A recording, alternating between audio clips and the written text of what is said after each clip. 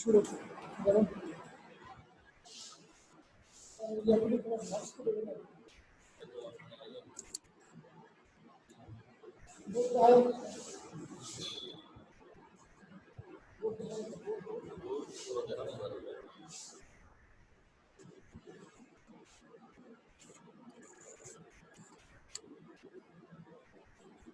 একজন আসুন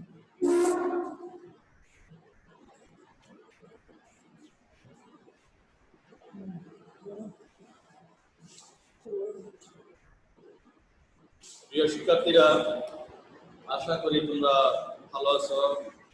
সুদীর্ঘ প্রায় 2.5 মাস মতো তোমাদের ক্লাস হয়নি। যাই হোক, আমরা ক্লাসে যেটুকু পাঠদান করেছিলাম, আশা করি তোমরা বাসায় বসে এই পাঠদানগুলো রিভিশন করেছো বা তোমরা তোমাদের প্রস্তুতি চালিয়ে গেছো, এটাই আমাদের আশা বা বিশ্বাস। তারপর আমরা যে অনলাইন ভিত্তিক পাঠদানের ব্যবস্থা করেছি, আশা করব তোমরা রুটিন অনুযায়ী আমাদের প্রতিনিয়ত ক্লাসগুলোতে জয়েন করবা। কোনো কারণে যদি তোমরা জয়েন করতে না পারো, পরবর্তীতে আমাদের রেকর্ড ক্লাসগুলো দেখে নিবা। তোমরা তোমাদের কোনো প্রশ্ন থাকলে আমাদের লাইভে সরাসরি প্রশ্ন রাখতে পারো অথবা কোনো কমেন্টের মাধ্যমে জানাতে পারো। যাই হোক, আজকে তোমাদের আমি যে ক্লাসটা শুরু করতে যাচ্ছি নেরেশন ভিত্তিক। যে ক্লাসে আমরা নেরেশন নিয়ে পড়াইছিলাম, নেরেশনে আমরা দেখেছি যে আমাদের নবম দশম শ্রেণীতে বিশেষ করে প্যাসেজ নেরেশনটা পরীক্ষায় আমরা বেশিরভাগই আসতে দেখি। তবে নেরেশনের যে বেসিক রুলস গুলো সেগুলো আমরা ক্লাসে মোটামুটি যথেষ্ট পড়িয়েছি। তারপর আমি আবার আরেকটু আমরা বেসিক্যালি নেরেশন বলতে বুঝি যে উক্তি বাংলায় ডাইরেক্ট নেরেশন, প্রত্যক্ষ উক্তি, ইনডাইরেক্ট নেরেশন, পরোক্ষ উক্তি। ডাইরেক্ট নেরেশন বলতে আমরা প্রত্যক্ষ উক্তি বলতে আমরা বুঝি যখন বক্তা তার কথাটা হুবহু বলে, সেটাকে যখন অন্য একজন বক্তা কথাটা যখন অন্য একজন তৃতীয় ব্যক্তি উপস্থাপন করে, তখন সেটাকে আমরা ইনডাইরেক্ট নেরেশন। যেমন আমরা বোর্ডে দেখতে পাচ্ছি, আই লাইক মাই প্যারেন্টস। সে বললো আমি আমার প্যারেন্টসকে ভালোবাসি। তাহলে এখানে কি বক্তা say I love my parents যে কথাটা নিজের মুখ থেকে উচ্চারণ করেছে, এটা ডাইরেক্ট নেরেশন।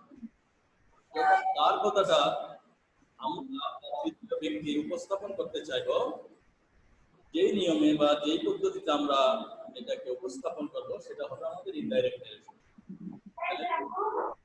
পরিবর্তনের কিছু রুলস ক্লাসে পড়ানো হয়েছিল, যেমন সিম্পল প্রেজেন্ট টেন্স থাকলে সেটাকে আমরা টেন্স পরিবর্তন করে সিম্পল পাস্ট টেন্সে নিয়ে যাই। প্রেজেন্ট কন্টিনিউয়াসকে আমরা চেঞ্জ করে first কন্টিনিউয়াসে, reported স্পিচে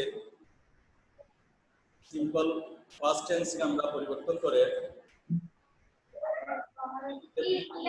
present first indefinite, present কন্টিনিউয়াসকে পরিবর্তন করে আমরা ফার্স্ট কন্টিনিউয়াস, প্রেজেন্ট পারফেক্ট টেন্সকে পরিবর্তন করে আমরা ফার্স্ট পারফেক্ট, এবং পারফেক্ট কন্টিনিউয়াসকে পরিবর্তন করে আমরা ফার্স্ট পারফেক্ট কন্টিনিউয়াস করি।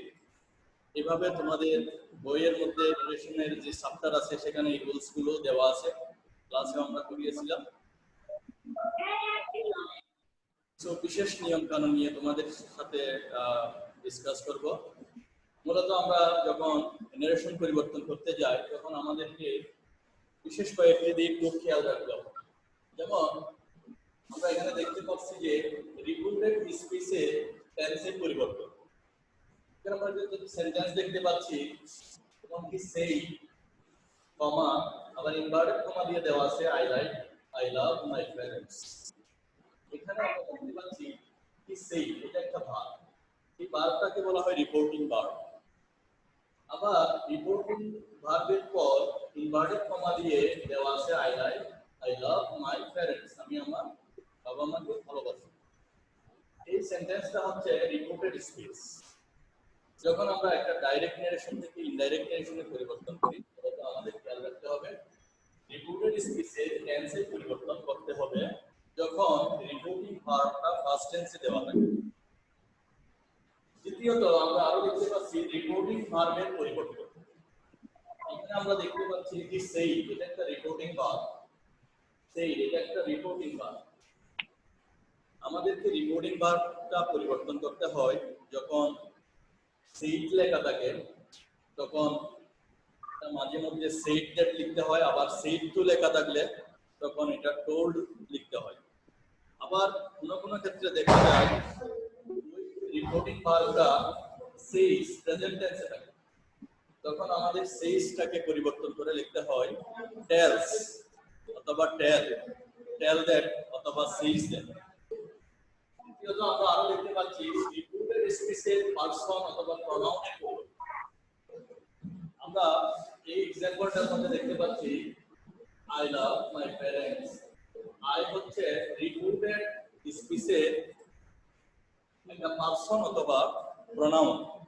আমাদেরকে ডাইরেক্ট নারেশন থেকে ইনডাইরেক্ট নারেশনে পরিবর্তনের সময় রিপোর্টেড স্পিচের এই প্রনাউন বা এই পারসনের পরিবর্তন করতে হয় যদি এটা ফার্স্ট পারসন অথবা সেকেন্ড পারসন হয়। থার্ড পারসন হলে রিপোর্টেড স্পিচের এই প্রনাউন পরিবর্তন না হয়ে হুবহু যেভাবে আছে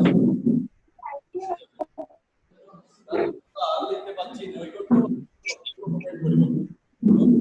শব্দ বলতে আমরা যেটা বুঝি যে যেমন ইয়েস্টারডে একটা ভার্ব অফ টাইম, ইয়েস্টারডে থাকলে ওই শব্দটাকে আমরা পরিবর্তন করে দা প্রিভিয়াস ডে, টুমরো থাকলে দা ফলোইং ডে বা দা নেক্সট ডে, থাকলে আমরা পরিবর্তন করে ওটা ইয়ার, নাও থাকলে ওই শব্দটাকে আমরা পরিবর্তন করে দেন করি, টুডে থাকলে ওই শব্দটাকে আমরা পরিবর্তন করে দ্যাট ডে করি।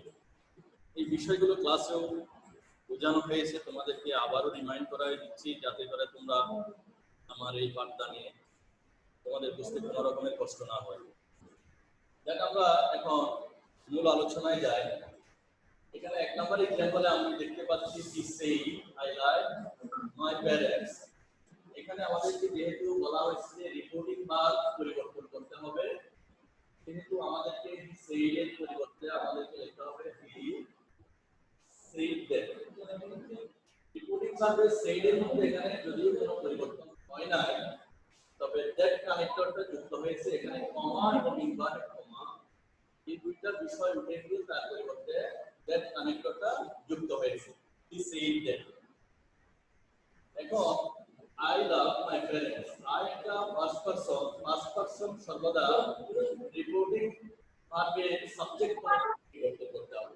এখানে আমরা দেখতে পাচ্ছি রিপোর্টিং ভার্বের সাবজেক্ট হচ্ছে হি, তাহলে আই দ্বারা হি কে বোঝানো হচ্ছে যার কারণে আইটা পরিবর্তন হয়ে হি হবে। এরপরে লাভ শব্দটা সিম্পল প্রেজেন্ট টেন্সে আছে, প্রেজেন্ট ইনডেফিনিট। আমরা জানি প্রেজেন্ট ইনডেফিনিট টেন্স থাকলে ওইটাকে পরিবর্তন করে ফার্স্ট ইনডেফিনিট টেন্সে রূপান্তর করতে হয়। সেই কারণে আমরা লাভের সিম্পল ফার্স্ট ফর্ম ব্যবহার করলাম লাভ। মাই প্যারেন্টস, মাই এটা একটা ফার্স্ট পারসন, মাই দ্বারা সাবজেক্ট থেকে বোঝানো হচ্ছে যার কারণে আমরা মাইকে পরিবর্তন করে হিজ প্রনাউনে রূপান্তর করব। প্যারেন্টস ঠিক থাকবে হিজ প্যারেন্টস।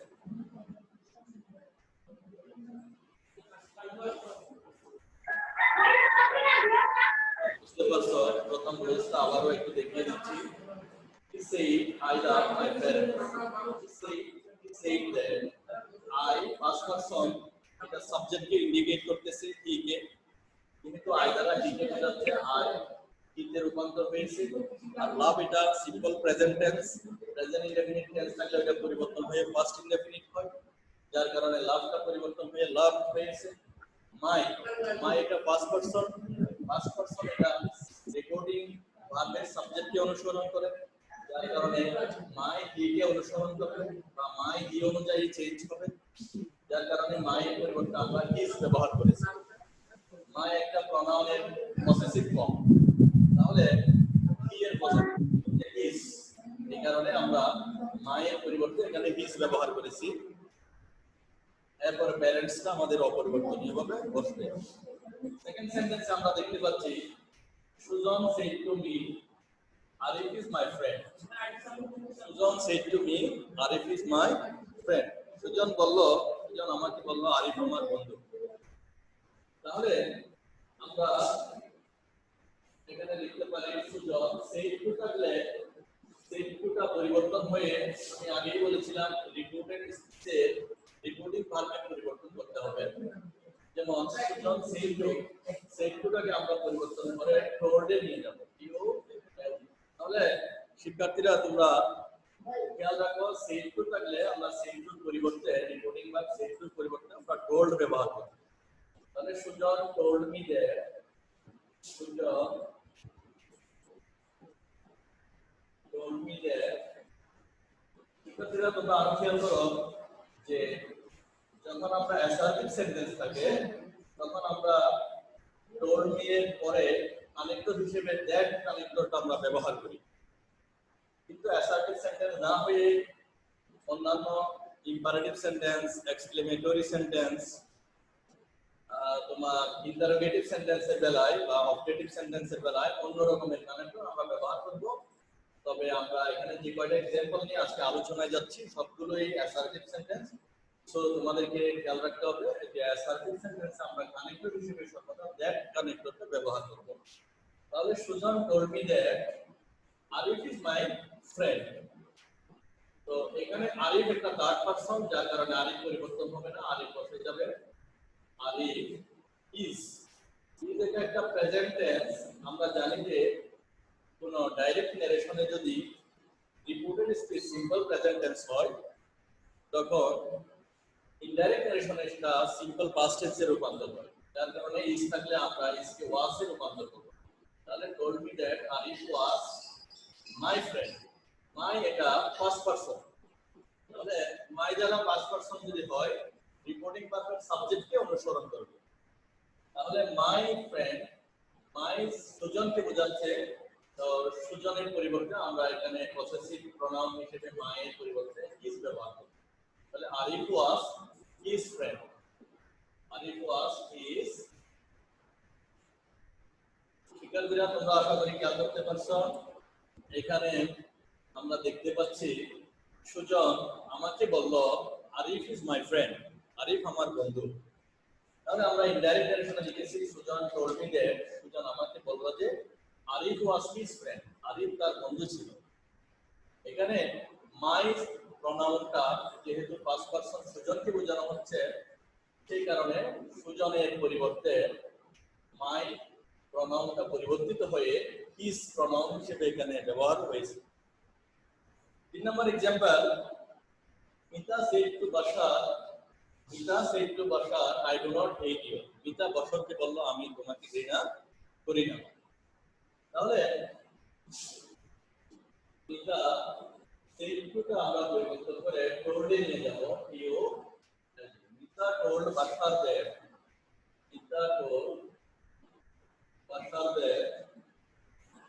মিতা বাশারকে বলল যে শিক্ষার্থীরা তোমরা খেয়াল করো যে প্রায় প্রত্যেকটা অ্যাসার্টিভ সেন্টেন্সের एग्जांपले যেখানে আমরা said to আছে সেখানে said to এর পরিবর্তে আমরা told ভার্ব ব্যবহার করতেছি এবং রিপোর্টিং ভার্বের সাথে ভার্ব অবজেক্টের পরে আমরা দ্যাট কানেক্টরকে সংযোজন করতেছি।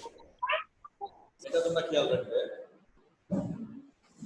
এরপর দেখা যাচ্ছে রিপোর্টেড স্পিচে টেন্সের পরিবর্তন করতে হবে। এখানে লেখা আছে I do not hate you. I একটা পাস্ট পারসন। তাহলে পাস্ট পারসন সর্বদা রিপোর্টিং ভার্বের সাবজেক্ট অনুযায়ী পরিবর্তন। তাহলে আমরা দেখতে পাচ্ছি এখানে আই দ্বারা মিতাকে বোঝাচ্ছে, যার কারণে মিতাকে বোঝাচ্ছে, যার কারণে আই পরিবর্তন হয়ে মিতার প্রোনাউন হিসেবে ব্যবহার হবে। ঠিক আছে, আই এই পাস্ট পারসন রিপোর্টিং ভার্বের সাবজেক্ট মিতাকে অনুসরণ করে, মিতাকে বোঝাচ্ছে, যার কারণে আই পরিবর্তন হয়ে মিতার পরিবর্তে শি ব্যবহার করতে হবে। শি ডু নট একটা প্রেজেন্ট টেন্স। ডু নটকে আমরা যখন পাস্ট টেন্সে নিয়ে যাব তখন এটা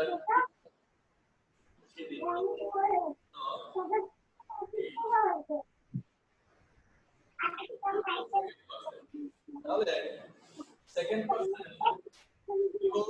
বসরকে বোঝাচ্ছে এখানে। তাহলে যখন কোনো রিপোর্টেড স্পিচে ফার্স্ট পারসন থাকে সেটা রিপোর্টিং ভার্বের সাবজেক্টকে বোঝায়, কিন্তু যদি রিপোর্টেড স্পিচে সেকেন্ড পারসন ইউ থাকে সেটা রিপোর্টিং ভার্বের অবজেক্টকে অনুসরণ করে।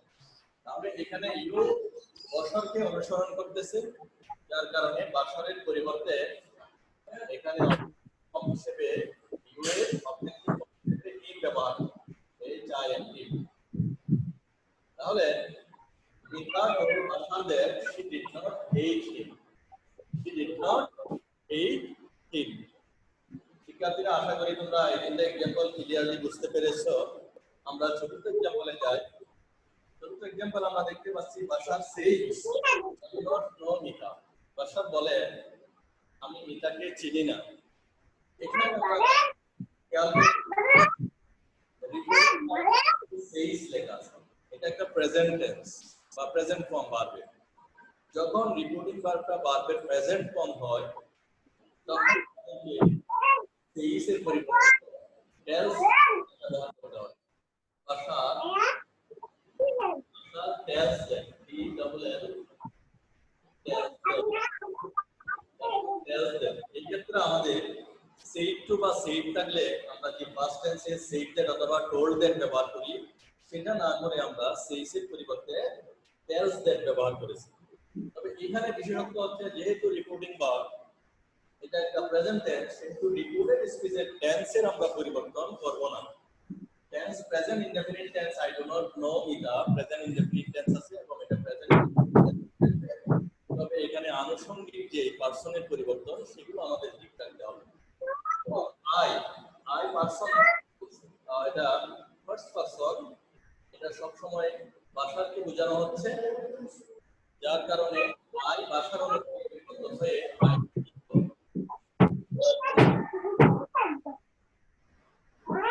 Present tense.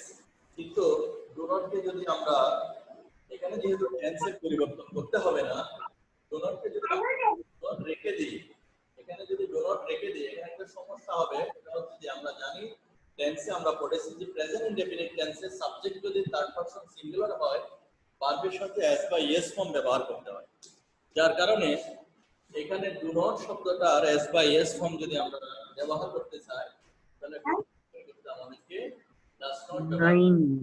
তাহলে Bashar tells that he does not know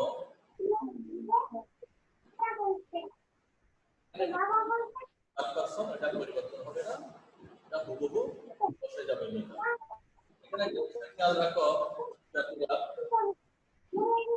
I do not know Mita, he does not know Mita. তাহলে এটা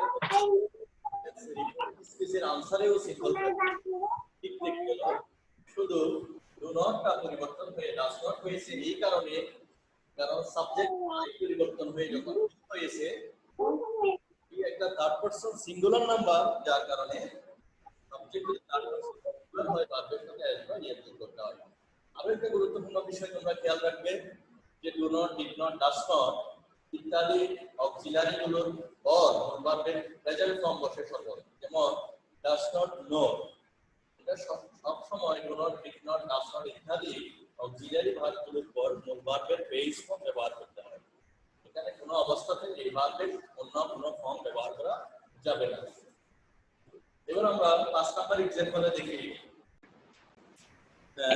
শিক্ষার্থীরা 5 নাম্বার এক্সাম্পলে আমরা দেখতে পাচ্ছি he said to me I may go to Kolkata. Sir কথা বোঝা যাচ্ছে না sir.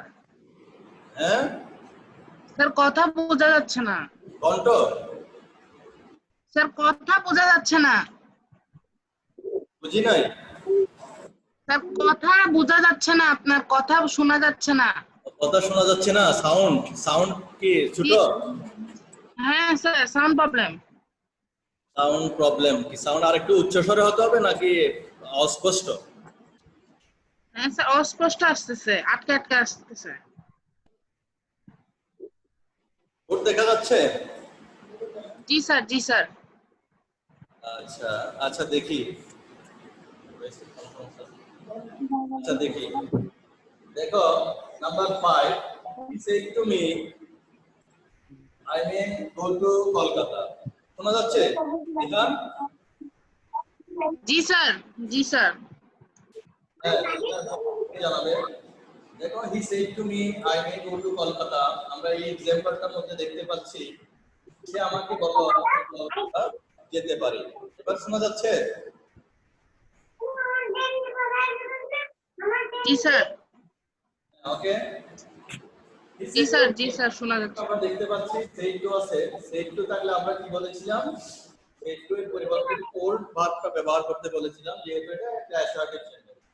he told me that, he told me that, সে আমাকে বলল যে, এবার দেখো আইটা হচ্ছে ফার্স্ট পারসন। তোমাদেরকে আগেও বলেছি যে রিপিউটেড স্পিচের ফার্স্ট পারসন রিপোর্টিং ভার্বের সাবজেক্টকে অনুসরণ করে।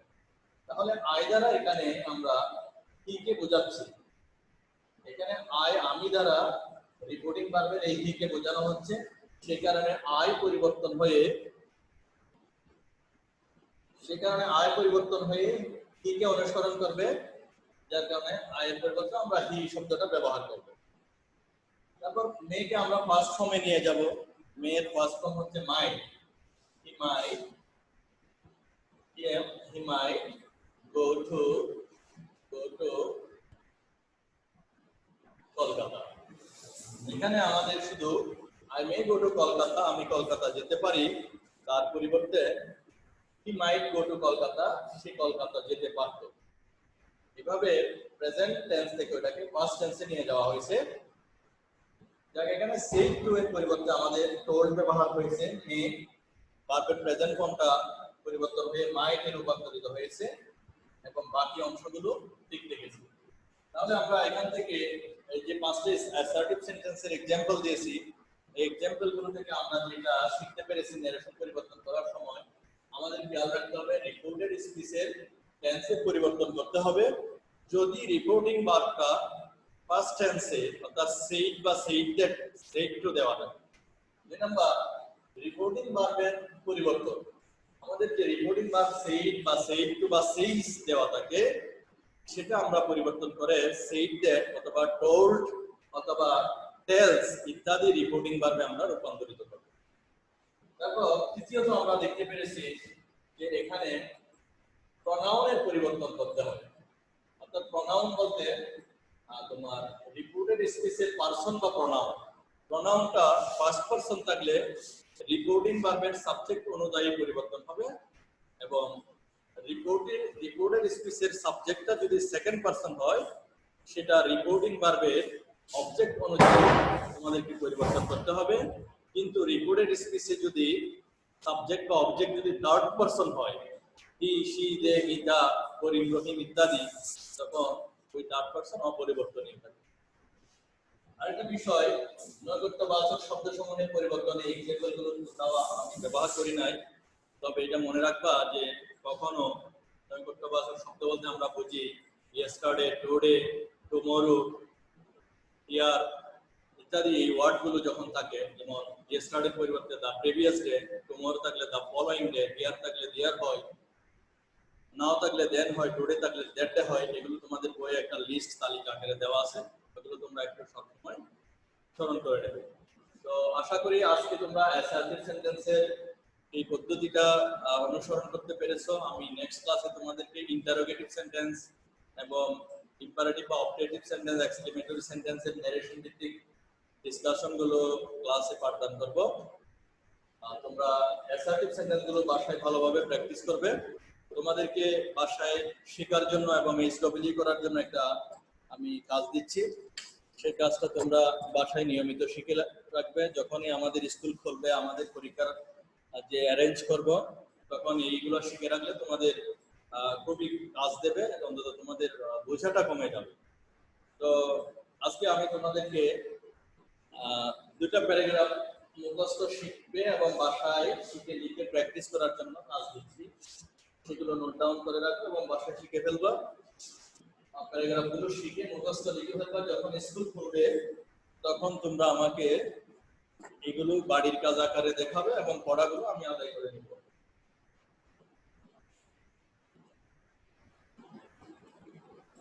Number one, your visit to a book fair.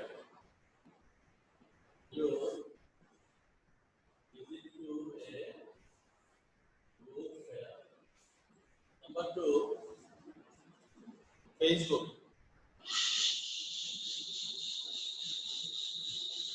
এই দুটো প্যারাগ্রাফ তোমাদের বার্ষিক পরীক্ষার সিলেবাসে দেওয়া আছে। এখান থেকে এই দুটো প্যারাগ্রাফ তোমরা কমপ্লিট করে নেবা এবং শিখবে, বাসায় হোমওয়ার্ক করে নেক্সট ক্লাসে আমাকে দেখাবে। থ্যাংক ইউ এভরিবডি, সবাইকে ধন্যবাদ।